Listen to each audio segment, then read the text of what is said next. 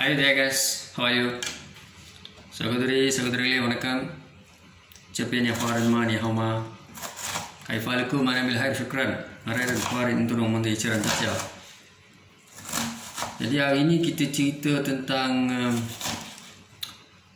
bagaimana sukarnya untuk kita sebagai anak-anak mendengar pandangan nasihat orang tua ataupun orang yang lebih berumur, khususnya mak dan ayah kita lah, ibu bapa kita. Jadi tuan-tuan dan puan, pengalaman ini sama jugalah yang saya lalui masa saya kecil, masa saya kanak-kanak, mungkin saya budak-budak lagi. Pada ketika itu saya jenis anak yang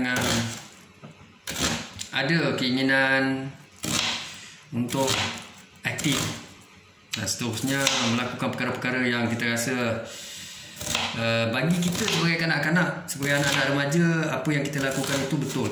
Antaranya bercinta, bermain lebih waktu, malas melaksanakan tanggungjawab dan membantu orang tua, bekerja di rumah, membantu ibu dan bapa, membersihkan kawasan rumah, membasuh pinggan mangkuk, ataupun disebut untuk kita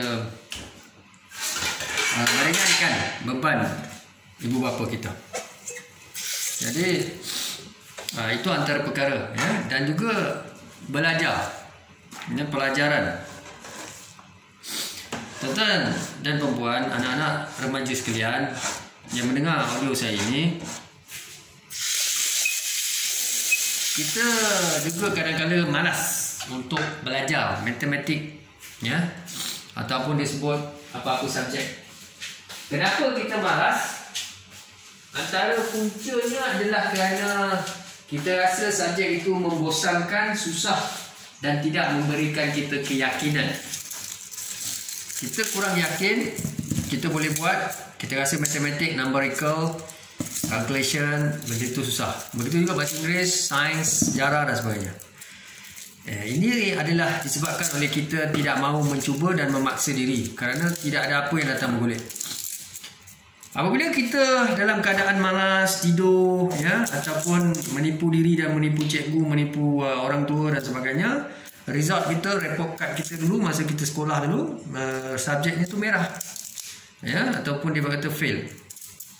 Apa akan berlaku kepada kita adalah kesannya adalah apabila kita mengambil SPM, PT3, STPM, kita gagal mendapat result yang baik. Akhirnya kita failure. Kita tak dapat buat diploma, degree, master, PhD dan sebagainya. Dan inilah kesannya, sudahlah kita tidak ada kelulusan dalam akademik. Malahan masalahnya kita akan berhadapan dengan masalah tidak ada kelulusan dalam subjek seperti ataupun dalam kemahiran insannya, teknikal, subjek-subjek tentang ketukangan, kemahiran hidup dan apa-apa subjek yang kita rasa sepatutnya kita kuasai, ya saudara, ya. So dalam keadaan ini, jadi apabila kita malas untuk belajar ataupun memperbaiki matematik, Inggeris, sains dan sebagainya, kita akan gagal untuk score paper. Bila kita gagal untuk score paper, dia memberi kesan masa depan kita. Di Malaysia, kalau kita melihat ramai yang dah ada diploma, degree, master, PhD, kita PT3 pun tak lepas, SPM pun tak lepas, STPM pun tak lepas. Jadi apa akan berlaku pada kita? Kita juga tidak mahu belajar tentang kemahiran-kemahiran seperti menjahit, membuat kek, memasak, ya, gunting rambut, fashion dan sebagainya. So keadaan ini juga menyebabkan kita dalam kesukaran. Kelak nanti kita akan memberi masalah atau menjadi bebanan kepada ibu bapa kita, adik-beradik kita, sanak saudara kita, kerana kita mengharapkan bantuan daripada mereka. Tuan-tuan, ya. Mereka ada keluarga, mereka nak beli rumah, nak beli kereta, mereka juga nak bahagia. Tetapi oleh kerana kita ni adik-beradik mereka, puncanya kita reka, kita malas, kita abaikan tanggungjawab kita. Akhirnya ada adik-beradik yang mampu membantu, ada adik-beradik ibu bapa yang boleh membantu, ada ibu bapa yang tak boleh membantu. Mulalah kita mempersalahkan ibu bapa kita kerana ibu bapa tidak mahu membantu. Tuan-tuan dan puan, ibu bapa kita telah berusia, berumur. Mereka telah tua.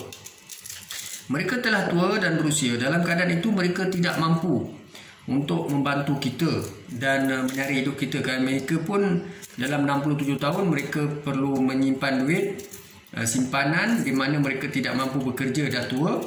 Mereka perlu menjaga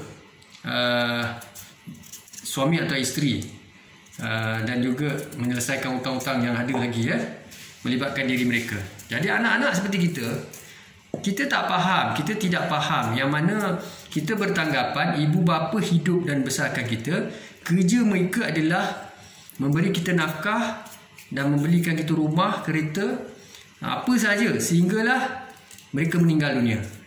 Kebanyakan anak-anak ni dia fikir begitu.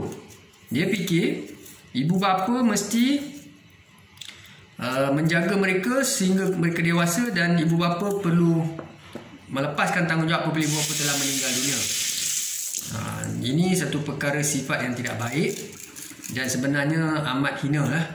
Jadi anak-anak, saya punya nasihat nasihat saya pada anak-anak, tolonglah belajar dengan baik, pastikan memperolehi kelulusan yang cemerlang, bijak, pandai, pintar, berkerjaya, mampu mencari disebutnya sebagai pendapatan yang lumayan untuk diri masa depan dan sebagainya. Anak yang baik adalah anak yang tidak menyusahkan ibu bapa. Mereka bekerja sendiri, mencari rezeki, mereka membeli rumah sendiri, membeli kereta sendiri, segalanya dia mereka lakukan sendiri. Kalau mereka mampulah. Kalau yang tak mampu ni, persoalannya mengapa mereka tak mampu? Kerana mereka daripada awal tidak mahu bertanggungjawab pada diri sendiri. Kita boleh salahkan orang lain, tuan-tuan, kita boleh salahkan ibu ayah kita, tapi ramai anak-anak yatim ni ibu ayah mereka telah meninggal dunia. Anak yatim tu kecil lagi tapi mereka tak ada mak ayah, tapi mereka menjadi doktor, lawyer, engineer, usahawan, entrepreneur dan mereka berjaya. Ini kita ada mak bapak tapi kita tetap salahkan mak bapak. Tak boleh lah. Jadi bagi saya, ingatlah saudara, tak ada siapa di kalangan kita yang mahu hidup dalam keadaan kesengsaraan. Kita jangan merayu-rayu dan meminta-minta walaupun kadang-kadang memang kita susah. Tapi sebenarnya kita perlu mencari jalan. Kita mencari jalan, mencari rezeki yang halal walaupun sedikit, tetapi kita rasa selesa, cukup, bersyukur dengan apa yang kita ada. Dan jangan ikut amalan sikap orang lain. Orang lain beli rumah besar, kita mau beli rumah besar. Orang lain beli kereta besar, kita mau beli kereta besar. Orang lain nak beli pakaian mewah, kita nak beli pakaian mewah. Orang lain nak hantar anak-anak mereka belajar di sekolah antarabangsa, international school, kita nak hantar. Tak boleh lah tuan-tuan. Sebenarnya kita kena ukur. Macam saya lah, ukur badan saya dengan baju. Ukur sendirilah, maknanya kemampuan kita. Itulah saya kata sebenarnya kita jangan ikut orang. Kita kena ikut kemampuan kita. Yang penting kita bahagia, rezeki itu halal. Rezeki masih puncanya kenapa kita miskin dan aib dan sebagainya, sebab kita. Sebab itu anak-anak, saya nasihatkan kepada anak-anak, jangan malas. Bersusah-susah dahulu, bersenang-senang kemudian. Jangan bercinta, cinta monyet. Monyet bercinta. Pernah tengok? Nanti kita pergi zoo, kita pergi hutan, kita tengok monyet bercinta macam mana. Cinta monyet ni adalah cinta tengah naik umur, perasaan remaja. Biasalah, benda tu biasa. Tengok TV, tengok artis, tengok movie, tengok apa, rasa excited, rasa macam wah nak ada wife, nak ada husband. Itu saya pernah lalui masa saya tingkatan 3, tingkatan 2 dan sebagainya. Betul lah macam kita, kalau kita tengok movie, tengok apa semua, kita dah mula berangan dan sebagainya. Kalau tengok kawan kita kat sekolah yang perempuan tu, kita rasa lama, rasanya kalau kahwin seronoknya. Macam tu lah. Ini semua adalah cinta monyet. Itu semua adalah fantasi, bukan realiti. Realitinya adalah tamatkan belajar, masuk universiti, kerja, jadi pegawai, jadi doktor, jadi lawyer dan sebagainya, kerja, cari rumah, cari kereta, dapatkan semua pendapatan yang kukuh, lepas tu baru kahwin. With that, syukran dan terima kasih. Assalamualaikum warahmatullahi wabarakatuh.